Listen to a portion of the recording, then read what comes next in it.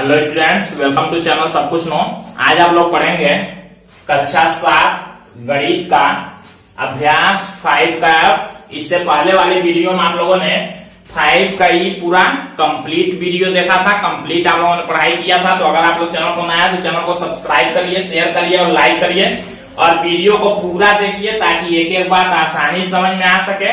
जितना बात कहा जाता है शुरू में वीडियो में या बीच में या लास्ट में, सभी बातों को आप लोग ध्यान से सुनेंगे, एक एक बात को सुनेंगे तभी सारी बातें समझ पाएंगे। केवल बोर्ड पर देखने सारी बातें समझ में नहीं आती हैं, तो एक एक बात को ध्यान से सुना कीजिए। तो इसमें देखिए 5F में आप लोगों को जानना है परिकेंद्र। परिकेंद्र के बारे में हमने पहले भी बता दिया हुआ है, तो एक बार आप लोग फिर यहाँ देखेंगे। परिकेंद्र भी इस 5F में पूछा जाएगा। तो परिकेंद्र होता क्या है देखते हैं। जैसे मान लीजिए कोई त्रिभुज है,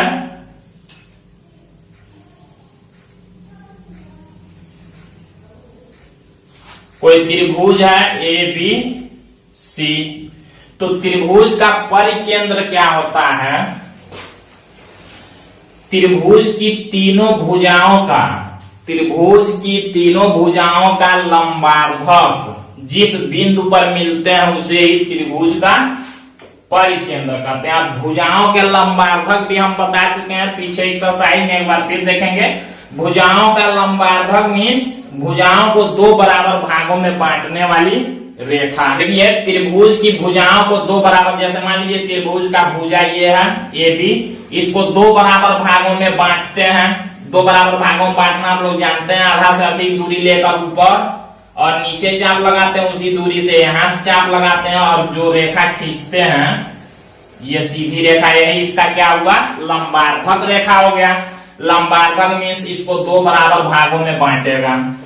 फिर मान लीजिए इस भुजा को बांटना है, यहाँ से आधा से अधिक दूरी लेकर ऊपर और नीचे चाप लगाते हैं, उसी दूरी से यहाँ रख के दूसरा चाप काटते हैं।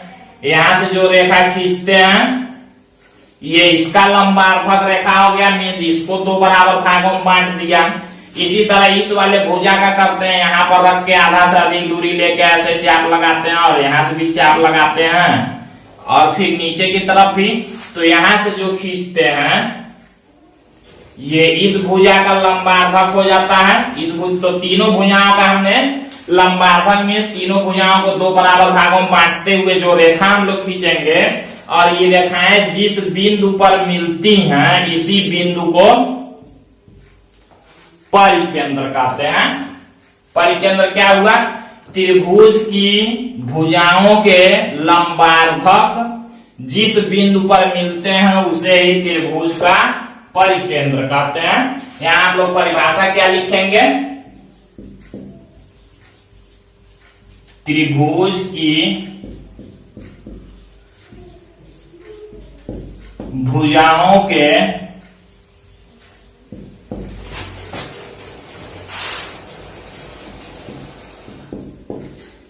लंबार्धक संगामी होते हैं। यहां हम संगामी भी लिख रहे हैं, संगामी होते हैं। संगामी किसको कहते हैं? मीन्स एक ही बिंदु से होकर जाते हैं, उसी को संगामी भी कहते हैं। तो त्रिभुज की भुजाओं के लंबार्धक संगामी होते हैं और इसी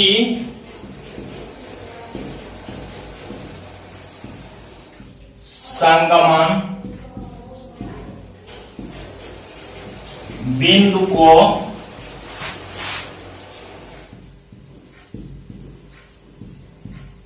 परिकेंद्र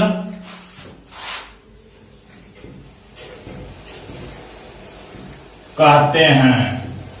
देखिए त्रिभुज की भुजाओं के लंबार्धक संगामी होते हैं, मीन्स एक ही बिंदु से होकर जाते हैं और इसी संगमन बिंदु को, इसको संगमन बिंदु कहते हैं, मीन्स एक ही बिंदु से जा रहे हैं। इसी संगमन बिंदु को परिकेंद्र कहते हैं। मीन्स इसका अपने भाषा में अर्थ क्या हुआ? त्रिभुज की भुजाओं के लंबार्धक जिस बिंदु पर मिलते हैं उसे ही परिकेंद्र कहते हैं। ऐसे भी आप लोग परिभाषा लिख सकते हैं या लिखेंगे त्रिभुज की भुजाओं को दो बराबर भागों में बांटने वाली रेखाएं जिस बिंदु पर मिलती हैं उसे परिकेंद्र कहते हैं। तो अपने तरफ से किसी भी तरह से लिखेंगे तभी परिभाषा सही है।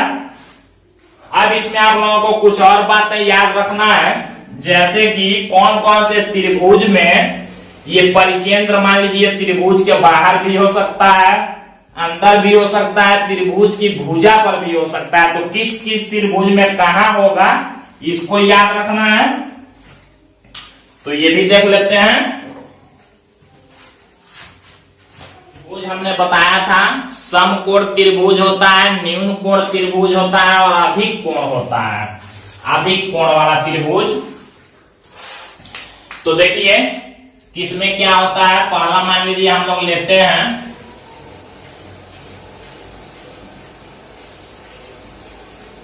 अधिक कोण, सेकेंड हम लोग देखेंगे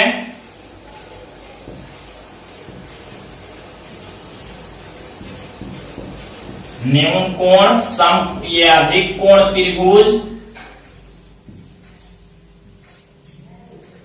ये न्यून कोण त्रिभुज,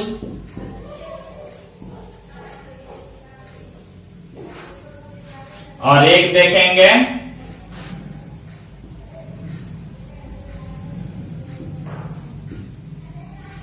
समकोण त्रिभुज।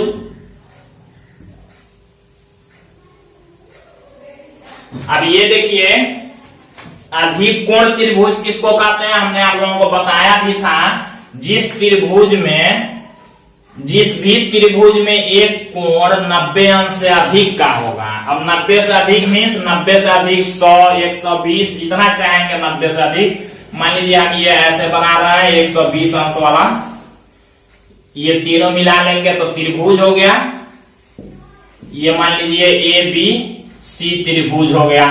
ये कौन सा त्रिभुज है, अधिक कोण त्रिभुज। यहाँ हम लिख रहे हैं फर्स्ट नंबर वाला है। यहाँ पर हम लोग बनाएंगे न्यून कोण त्रिभुज। ये देखिए अधिक कोण यहाँ पर है, ये 120 अंश का हमने बना दिया है। 90 से अधिक वाले को अधिक कहते हैं, 90 से कम सभी होंगे। न्यून कोण में क्या होते हैं, 90 से कम के सब होंगे, और अधिक वाले में 90 से एक कोण केवल अधिक होगा, और समकोण में एक कोण 90 का होगा। इसमें सभी कोण 90 से कम के होते हैं। देखिए ये मान लीजिए न्यून कोण हमने बना दिया ऐसे, ये सेकेंड वाला हो गया फिगर, न्यून कोण है, सभी कोण ये 90 से कम ही के हैं।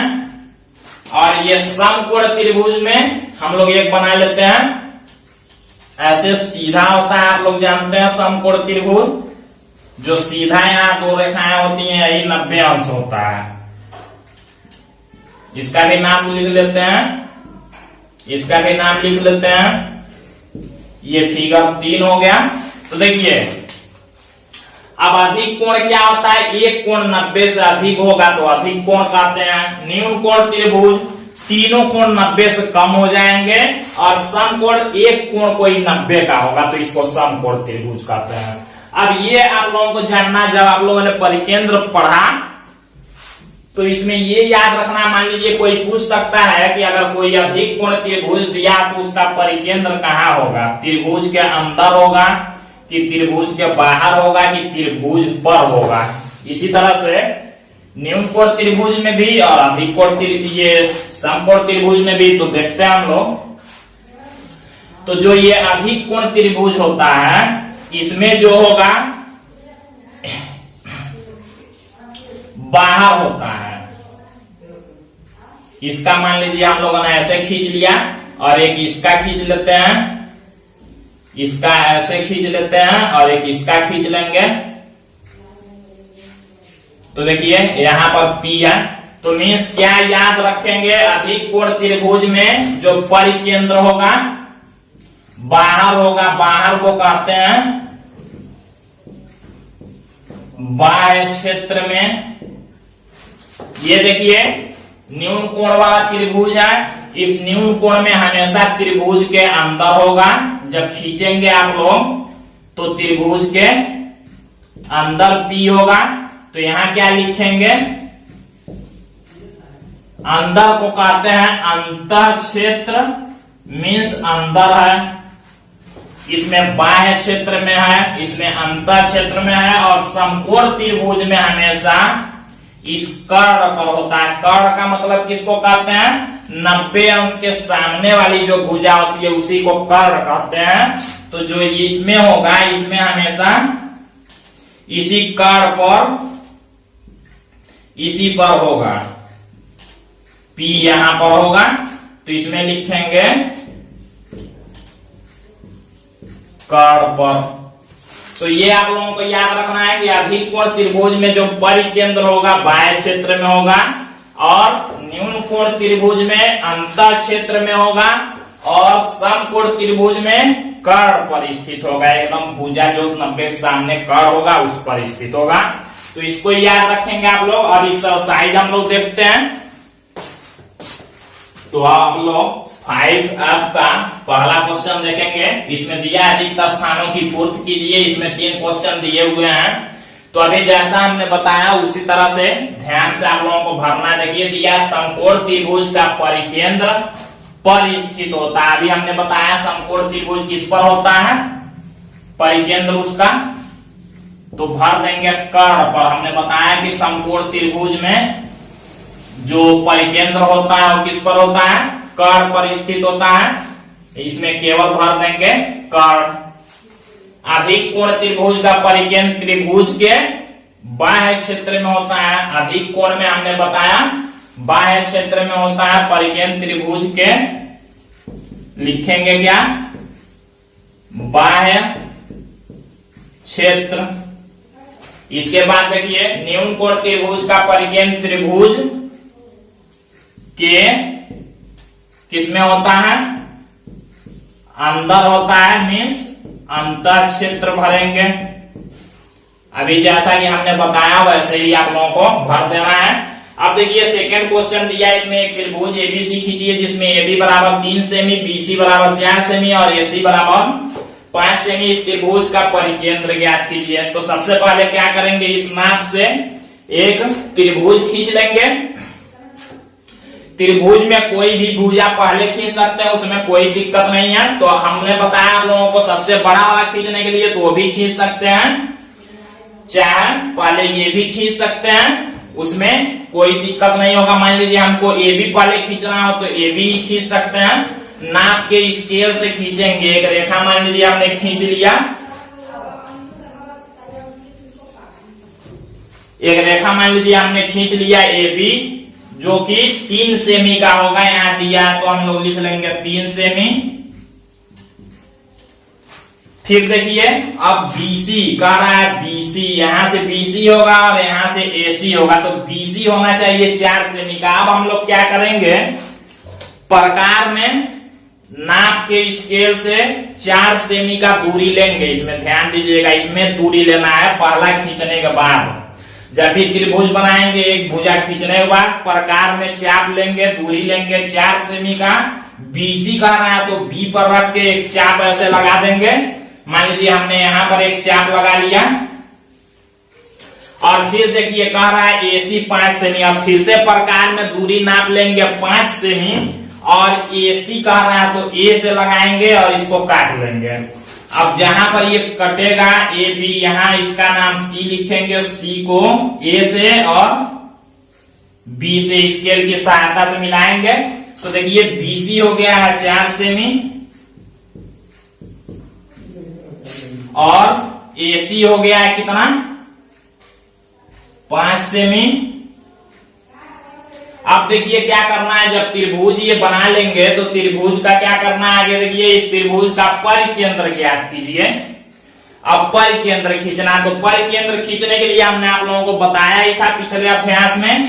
यहां से देखिए सभी रेखाओं को, जो भी 3 भुजाएं हैं, 3 रेखाएं त्रिभुज की हैं, 3 भुजाएं, उसका आधा से अधिक दूरी लेके और 2 बराबर भागों में बांटना है। यहां से आधा से अधिक का दूरी लेंगे और ऐसे ऊपर और नीचे के तरफ चाप लगा देंगे, और इसी दूरी से घटाएंगे बढ़ाएंगे नहीं, बी पर रख के दूसरा चाप लगाएंगे ऐसे, और जहां कटेगा इसको मिलाते हुए ऐसे खींच लेंगे। इसी तरह से देखिए बीसी को 2 बराबर भागों में बांटना है। बी पर रखेंगे, आधा से अधिक दूरी लेके ऊपर नीचे चाप लगाएंगे, और सी से भी उसी दूरी से चाप लगाएंगे। जहां कट रहा उसको मिलाते हुए ऐसे खींच लेंगे। इसी तरह AC को दो बराबर भागों में बांटना है। A पर रखेंगे, आधा से अधिक दूरी लेकर ऐसे चाप ऊपर नीचे लगाएंगे और C से उसी दूरी से लगाएंगे और जहां कटेंगे सबको मिलाते हुए खींच लेंगे। यहाँ जहां देखिए तीनों मिलेगा वही क्या होगा, P होगा। ये त्रिभुज बनाने के बाद ऐसे तीनों को दो बराबर भागों में बांटते हुए जो रेखा खींचेंगे जहां तीनों मिलेंगे वही क्या होगा, P होगा। आप लोग नाप के बनाएंगे, बोर्ड पर उतना सही फिगर नहीं बनता है, आप लोगों को कॉपी पर नाप के बनाना है। तो देखिए हमने परिकेंद्र ज्ञात कर लिया। आप लिखते हैं ज्ञात है, ज्ञात है में क्या लिखेंगे, त्रिभुज की भुजाएं दे दी गई हैं तो वही लिखेंगे, त्रिभुज की भुजाएं, ये लिख लेंगे। AB बराबर 3 सेमी, BC बराबर 4 सेमी और AC बराबर 5 सेमी। ये देखिए ज्ञात है। रचना क्या करनी है, हमको एक त्रिभुज खींचना है और उसका परिकेंद्र खींचना है। लिखेंगे त्रिभुज तथा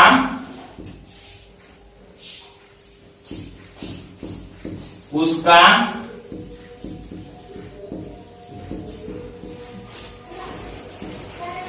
परिकेंद्र खींचना। रचना के चरण में क्या लिखेंगे, जैसे बनाएंगे सबसे पहले देखिए क्या लिखेंगे, सबसे पहले लिखेंगे दिए गए नाप से एक त्रिभुज ABC बनाया, हो गया।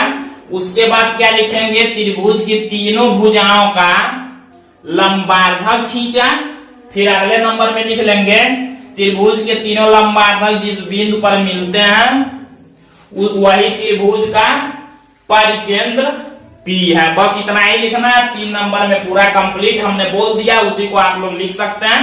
तो हम लोग इस 5F चैप्टर का लास्ट क्वेश्चन नंबर 3 देख लेते हैं।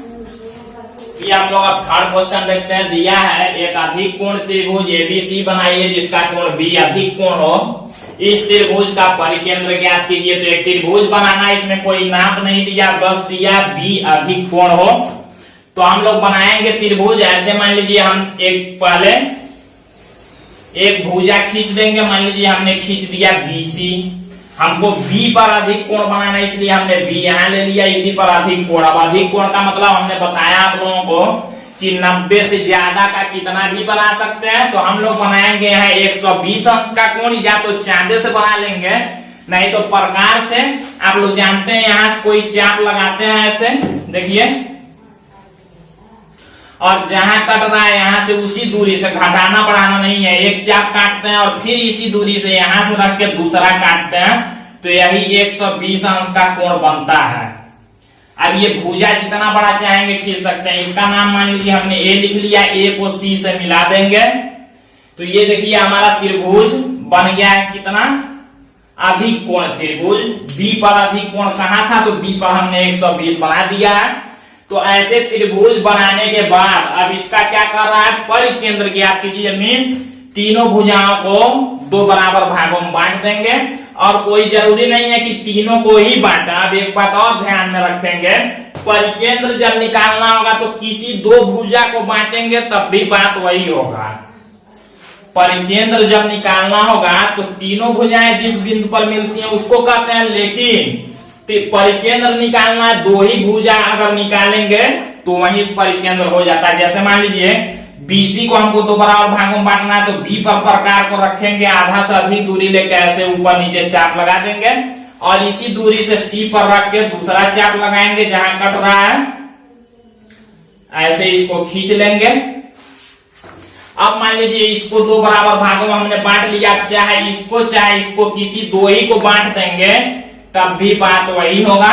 तो मान लीजिए हमको इस भुजा को बांटना है तो इस पर रख के आधा से अधिक दूरी लेके ऐसे चाप ऊपर नीचे लगाएंगे और उसी दूरी से यहाँ से दूसरा चाप लगाएंगे जहां कटेगा, ऐसे मिलाते हुए खींच लेंगे। यहाँ जहां देखिए दो ही भुजा जहां मिल जाएंगे वही परिकेंद्र होगा। तीसरा खींच भी सकते हैं और नहीं भी खींच सकते हैं। तो हमने देखिए अब लिखा हुआ है, जैसे बनाएंगे वैसे लिखेंगे भी। ज्ञात है में क्या लिखेंगे, त्रिभुज बनाइए कह रहा है, केवल दिया कोण बी अधिक कोण, तो लिखेंगे त्रिभुज ABC का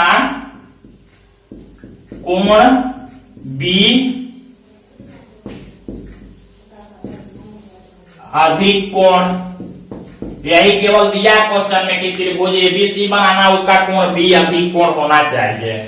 अब रचना क्या करनी है, हमको बनाना है एक अधिक कोण त्रिभुज ABC और उसका परिकेंद्र निकालना है, तो लिखेंगे त्रिभुज ABC तथा उसका